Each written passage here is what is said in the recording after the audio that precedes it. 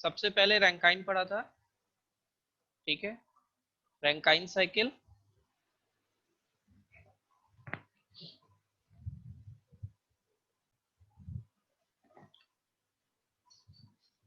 Rankine cycle, इसमें क्या था, हम लोगों ने कुछ फॉर्मूले पढ़े थे ना टीएस डायग्राम को लेकर के, तो हम उसके सारे फॉर्मूले एक जगह लिख रहे हैं, एंथैल्पी की एक जगह, एंट्रोपी की एक जगह, देन हम लोग गैस टरबाइन को फोकस करेंगे, ठीक है।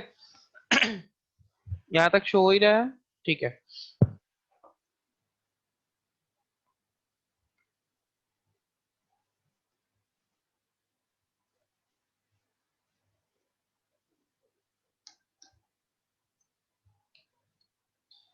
नंबरिंग कोई भी करेंगे इससे कोई फर्क नहीं पड़ेगा हमको, ठीक है। टीएस डायग्राम में हमने इसको बॉयलर नाम दिया था, ये बॉयलर था, ये कंडेंसर था,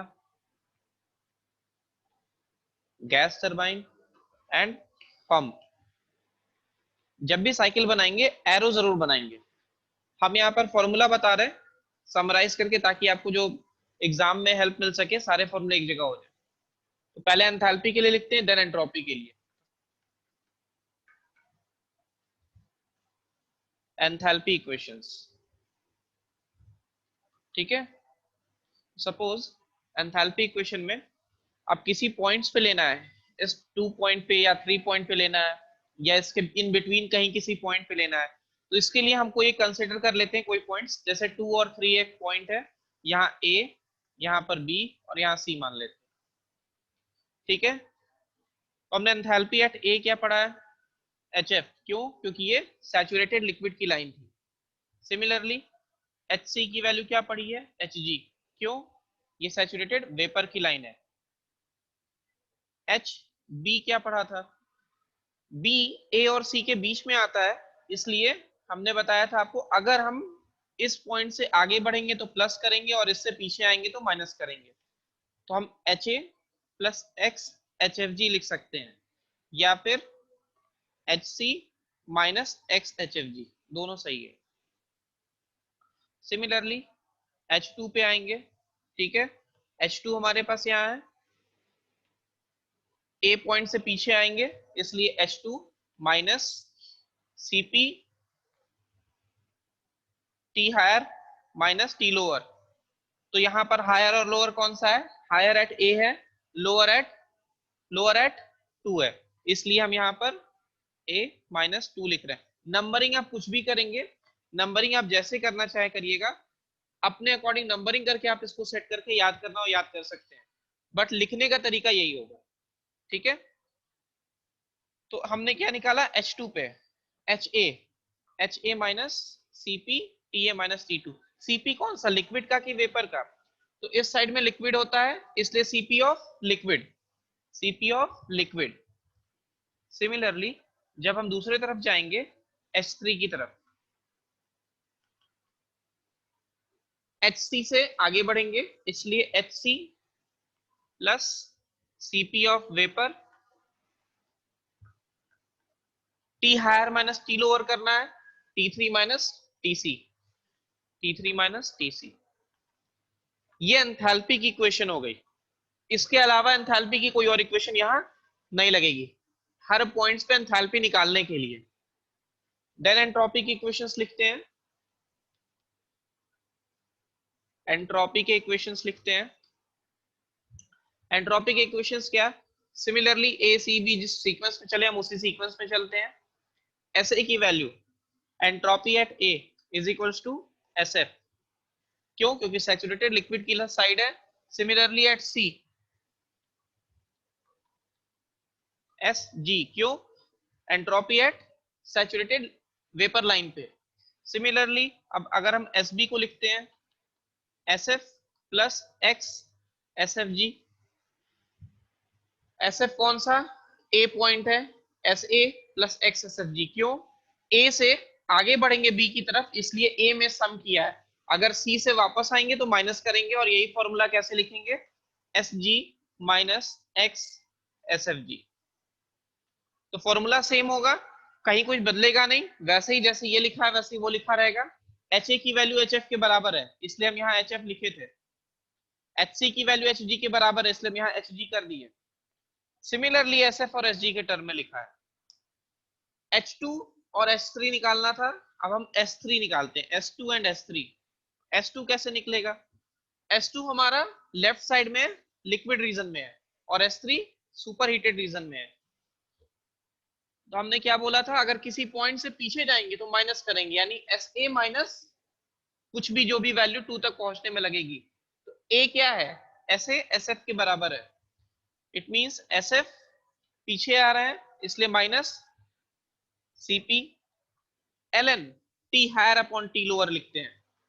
हायर कहां से मिला हमको और लोअर कहां से मिला? ये इक्वेशन हमको मिलती है जब हम एंट्रोपी इक्वेशन पढ़ते हैं, तब एंट्रोपी इक्वेशन जब हम पढ़ते हैं तब हमको ये वैल्यूज मिलती हैं। तो CP कौन सा? लिक्विड साइड में इसलिए लिक्विड, और वेपर साइड में इसलिए वेपर।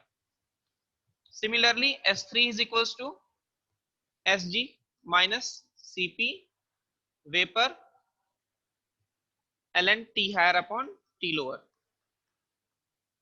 तो जब S2 देखेंगे, S2 इसमें हायर और लोअर कौन सा होगा?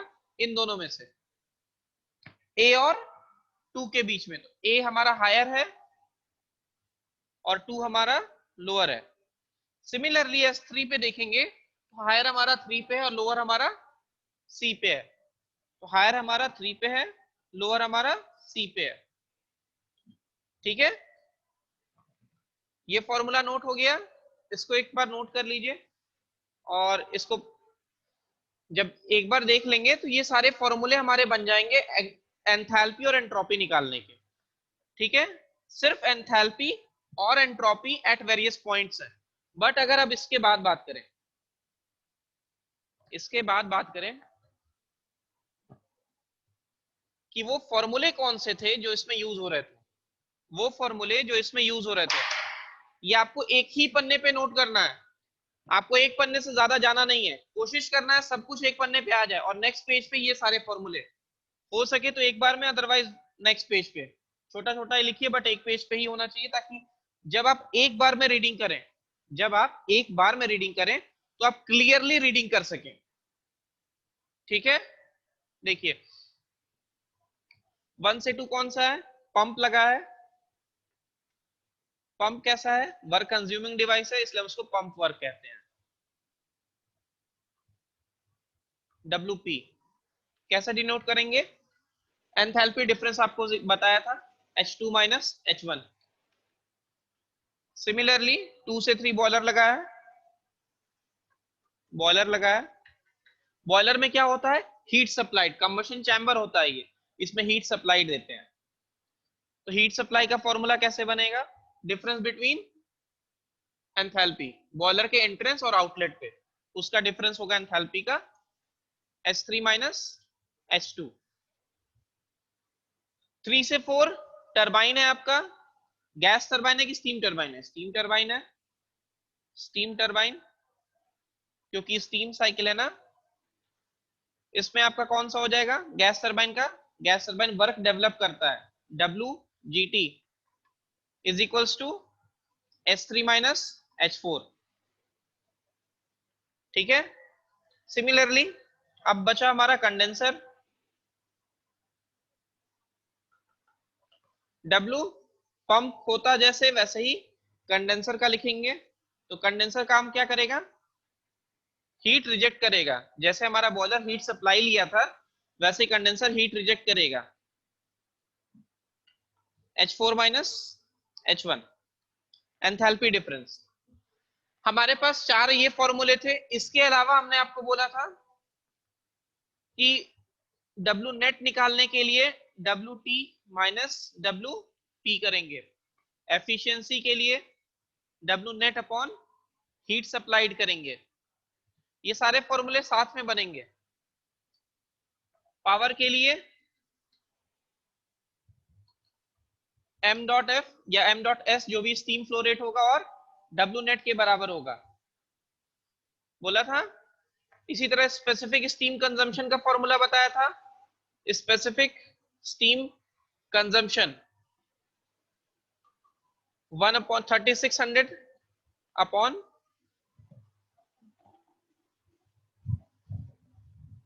3600 अपॉन W नेट। ठीक है। उसके बाद आपको स्पेसिफिक हीट रेट बताया था। हीट रेट का फॉर्मूला क्या बताया था? हीट रेट के लिए बोला था 1/एफिशिएंसी। यानी अगर हमारे पास ये सारी वैल्यूज मिल जाएंगी तो हम ये सब अभी कैलकुलेट कर लेंगे। हीट रेट हो गया, स्पेसिफिक स्टीम कंजम्पशन हो गया, और कोई चीज work ratio. Work work ratio work ratio इसको क्या कहते हैं? ये नेटवर्क होता है, network upon positive work. Work तो नेटवर्क कौन सा होता है? नेट टरबाइन माइनस पंप का। और पॉजिटिव वर्क कौन सा होगा? टरबाइन का। इसलिए हम इसको डायरेक्ट फॉर्मूले में कन्वर्ट कर देते हैं। तो वर्क रेशियो नेटवर्क मतलब W T minus W P, और पॉजिटिव वर्क मतलब W T. Similarly back work ratio पे आते हैं। क्या होता है? One minus this, one minus work ratio, और वन माइनस नहीं, और या फिर negative work upon positive work. तो निगेटिव होता है pump work upon turbine work. ठीक है। इतने ही फॉर्मूले का यूज आपको करना है, इससे ज्यादा करना नहीं है। जब भी आएगा क्वेश्चन इसी में से आएगा, इससे बाहर नहीं आएगा। तो ये इसका स्क्रीनशॉट ले लेंगे, इसको पॉज करके कहीं भी कुछ भी आप इसको सेव करके रख लीजिए, लिख लीजिए। ये नोट कर लेने के बाद हमारे पास ये सारी वैल्यूज जब हो जाएंगी, हम कोई भी क्वेश्चन आएगा वो इसी में से घूम के आना है, इसी में से घूम के आना है। ठीक है। अच्छा, इसमें याद रखेंगे स्टीम साइकिल है, तो एम डॉट एस का मल्टीप्लीकेशन जब जब होगा तब तब यूनिट चेंज हो जाएगी। एंथैल्पिक यूनिट किलो जूल पर केजी में दी रहती है, एम डॉट एस केजी पर सेकेंड में। जैसे ही दोनों को मल्टीप्लाई करते हैं हमारी यूनिट किलोवाट में बदल जाती है। ठीक है। ये सब एक पन्ने पे आएगा, ये कोई बहुत बड़ा काम नहीं था, हमको पता है आप लोगों ने अभी तक किया नहीं है।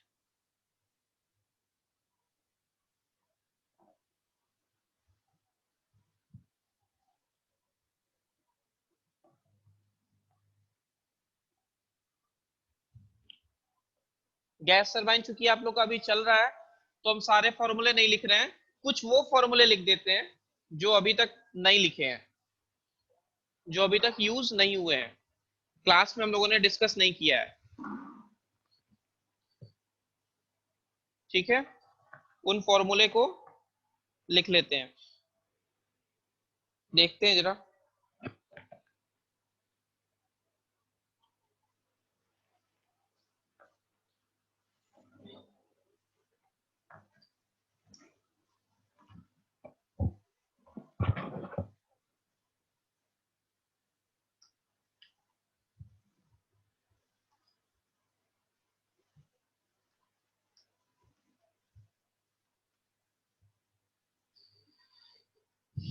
जब भी आपसे क्वेश्चन में, जब भी क्वेश्चन में हमारे डब्ल्यू मैक्स या मैक्सिमम प्रेशर रेशियो का टर्म आएगा, मैक्सिमम प्रेशर रेशियो या फिर मैक्सिमम वर्क, ये टर्म लिखा होगा जब भी, जब कभी भी ये लिखा होगा, देन आपको जो फॉर्मूले यूज करने हैं वो मैं लिख के आपको दे रहा हूं। गेट में एक बार आया था, डायरेक्टली ये क्वेश्चन पूछा है, तो जब ये दिया रहेगा, ये लिखा रहेगा, तब कौन सा फॉर्मूला यूज करेंगे उसको देखिए। वो सिंपल जो फॉर्मूला पढ़ते हैं उससे नहीं लगता है।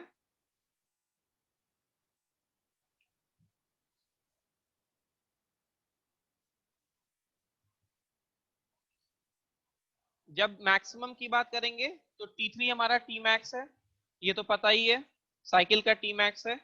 और T1 हमारा टी मिनिमम है, ये क्लियर है ना? T1 हमारा टी मिनिमम है, T3 हमारा टी मैक्सिमम है। ठीक है। चलिए, तो इसको हम देखते हैं क्या करना है। एक फॉर्मूला लिख रहे हैं। First, T2 is equals to T4। Ideal condition आपको बताई थी ना कि मैक्सिमम यहां तक हो सकता है, इसलिए मैक्सिमम कंडीशन में ये कंडीशन बनती है बस, और कोई नहीं। जो मैक्सिमम बन सकती थी वो यही बनेगी और कोई नहीं बनेगी। दूसरा, W net CP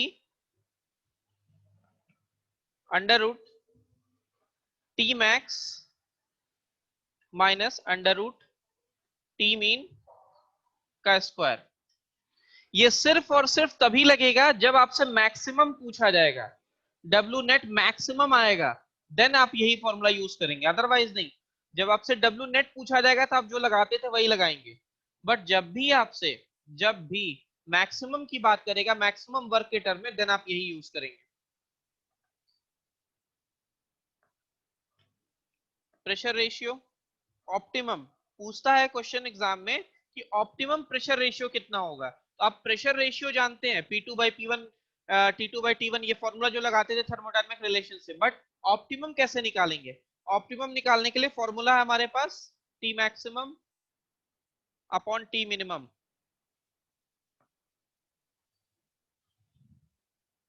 gamma upon 2 gamma -1। ये फॉर्मूला डायरेक्ट आपसे गेट के एग्जाम में पूछा हुआ है कि ऑप्टिमम प्रेशर रेशियो के लिए कौन सा इक्वेशन वैलिड होगा। तो एक बार 2 को ऊपर कर दिए थे, एक बार गामा -1 ऊपर हो गया था, एक बार गामा -1 नीचे आया था, 2 ऊपर था। इस तरह करके 4 ऑप्शन बना दिए थे। टी मिनिमम टी मैक्सिमम की जगह T minimum upon T maximum कर दिया, टी मैक्सिमम टी मिनिमम को उल्टा कर दिया, कुछ ना कुछ चेंज कर दिया। तो ये फॉर्मूले ही आपके बदल गए। तो चूंकि प्रेशर रेशियो ऑप्टिमम हो चुका है, तो हमारा एफिशिएंसी भी ऑप्टिमम आएगा। एफिशिएंसी भी ऑप्टिमम आएगा, 1 minus under root T minimum upon T maximum, 1 minus under root T minimum upon T maximum. ठीक है, ये वो फॉर्मूले होंगे जो आपने अभी नहीं पढ़ा। अब इसका डेरिवेशन आपको कहीं नहीं करना है, ना एग्जाम में, अपने यूनिवर्सिटी एग्जाम में, ना ही किसी और अदर एंट्रेंस एग्जाम में, तो इसकी जरूरत नहीं है हमारे को। ठीक है, ये ध्यान रखेंगे जब भी आपसे डब्ल्यू नेट मैक्स पूछेगा, मैक्स तभी यूज करेंगे, अदरवाइज नहीं यूज करेंगे। बाकी जो फॉर्मूला इससे पहले हम लोग पढ़े थे कि कैसे हम कंप्रेसर निकालते थे, T2 minus T1, heat supplied, turbine work, heat rejected, वो सारे फॉर्मूले वही रहेंगे। एयर रेट का फॉर्मूला वही रहेगा, स्पेसिफिक फ्यूल कंजम्पशन का वैसे ही फॉर्मूला बनाएंगे जैसे बना हुआ था, उसमें कोई चेंज नहीं आएगा। ठीक है, एफिशिएंसी वही रहेगी, वर्क डन वही रहेगा। सिर्फ जब मैक्सिमम की बात करेगा, then we have to use about optimum pressure ratio, optimum efficiency, maximum work output. ध्यान रखिएगा, हमको तब जब मैक्सिमम की बात करेगा तो इसी को यूज करना, और कोई नहीं यूज करना है। तो कंफ्यूज ना होइएगा बुक में अगर ऐसे फॉर्मूले आपको देखने को मिलेंगे तो। ठीक है, चलिए, एक छोटा सा क्वेश्चन था, सोच रहा था कर लिया जाए। एक छोटा सा क्वेश्चन है, सोच रहा था कर लिया जाए।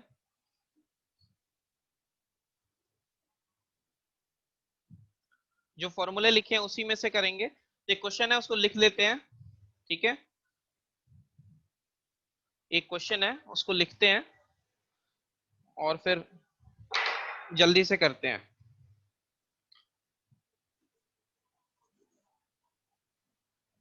The mass flow rate of air, mass flow rate of air, mass flow rate of air at the compressor inlet, at the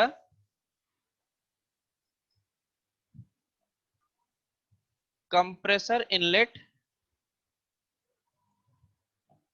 is 2.5 kg per second, is 2.5 kg per second, and the compressor inlet, and the compressor inlet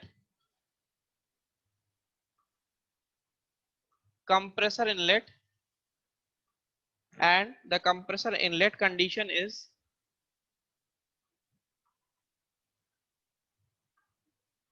1 bar, 27 degree Celsius. 27 degree मतलब 300 kelvin, यहीं पे लिख देता हूं 300 kelvin. ठीक है, the temperature at the temperature at the inlet of turbine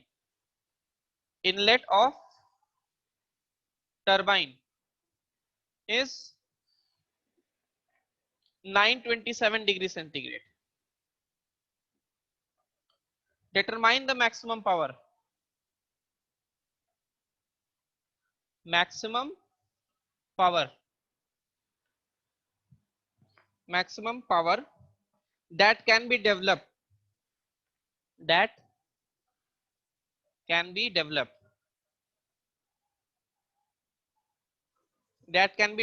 and efficiency at that point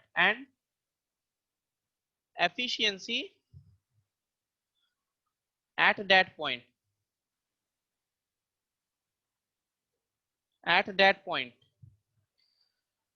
चलिए देखिए क्वेश्चन में, देखिए क्या कहा है क्वेश्चन में। सिंपल सी बात किया है। क्या वो बात कर रहा है क्वेश्चन में? सिंपल सी एक ही बात किया है कि मैक्सिमम निकालना है। ठीक है, मैक्सिमम की बात कर रहा है। The mass flow rate of air at the compressor inlet is, यानी कि ma की वैल्यू हमारे पास 2.5 है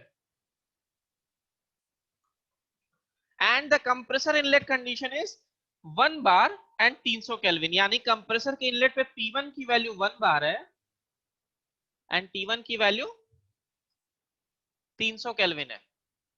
the temperature at the turbine inlet of turbine पे, यानी कि T3 की वैल्यू 927 डिग्री सेल्सियस है। 273 प्लस कर देंगे 1200 केल्विन आएगा, तो T3 की वैल्यू 1200 केल्विन है। डिटरमाइन मैक्सिमम पावर, ये जो वर्ड लगा ना मैक्सिमम पावर, उसी का खेल है। आप पावर निकालने के लिए क्या करते हैं? W net into M A, यही पावर दे देता, इसी को हम पावर कहते हैं ना। यही हमारा पावर था कि हम डब्ल्यू नेट में मल्टीप्लाई कर देते हैं mass of air, mass flow rate of air. अब हमारे पास फॉर्मूला तो है, पर डब्ल्यू नेट कौन सा लगाएंगे? अगर हमने नॉर्मल डब्ल्यू नेट निकाल लिया किसी तरह से रैंकाइन साइकिल में, टरबाइन माइनस कंप्रेसर, और देन मल्टीप्लाई कर दिया में से, तो पूरा क्वेश्चन गलत हो जाएगा।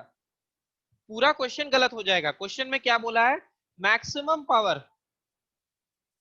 मैक्सिमम कब मिलेगा? जब डब्ल्यू नेट मैक्सिमम होगा, तब हमें मैक्सिमम पावर मिलेगा। तो डब्ल्यू नेट मैक्सिमम का फॉर्मूला क्या था?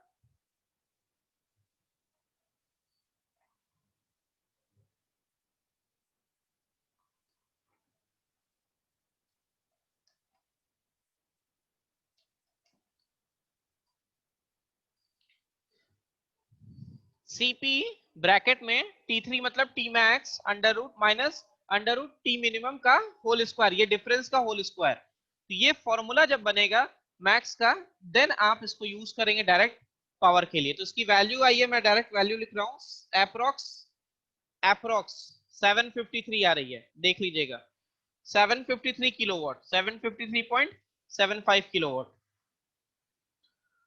तो ये पावर मैक्सिमम पावर निकालने का फॉर्मूला था। इसी में आपसे पूछ लिया गया है, क्या एफिशिएंसी भी बताइए इसी पॉइंट पे, एफिशिएंसी एट दैट पॉइंट, किस पॉइंट पे जहां मैक्सिमम पावर है।